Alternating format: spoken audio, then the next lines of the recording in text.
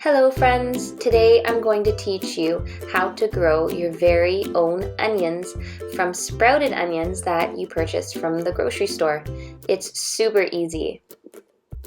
All you have to do is find any onions you have in your cupboard that have little sprouts growing up through the top. They can be any length, and I'm going to show you how to cut them open, save them, and transplant them. So you're going to need a cutting board, and you might want to grab a plate as well if you're planning to save any pieces of onion that aren't soft or going bad, because you can always use it in your recipes.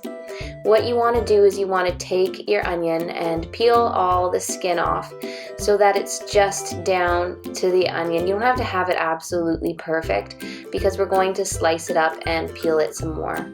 So you want it to look like this, and then you take your knife and you can just cut it in half, but I find it easier to cut it in slices like this for when you're going to peel. Make sure that you're not going all the way down to the center of the onion, because that's where the sprout is and that's where the root is and what you want to start planting. So I cut it all around, and then I'm just going to start peeling the skin off, which is going to go into the compost.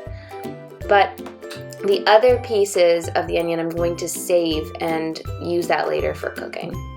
So all of this skin needs to come off, and then slowly peel away each layer of the onion inside, being careful not to dig in too deep to the inside where the sprout is.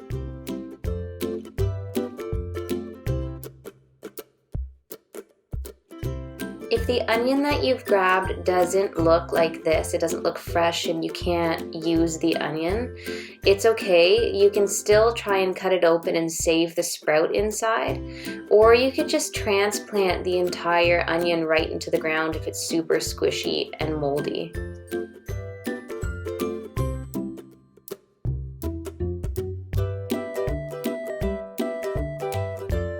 The most important part is making sure you're not cutting through to the stem and to the roots. So the roots, you want to be intact down here. They don't have to look perfect, they can be dry. And this is the stem that's going to come up through the ground. So you want to plant that sprout in the ground so that the roots are fully covered all the way up to the sprout at the top. Now when you're done, this is what your sprouts are going to look like.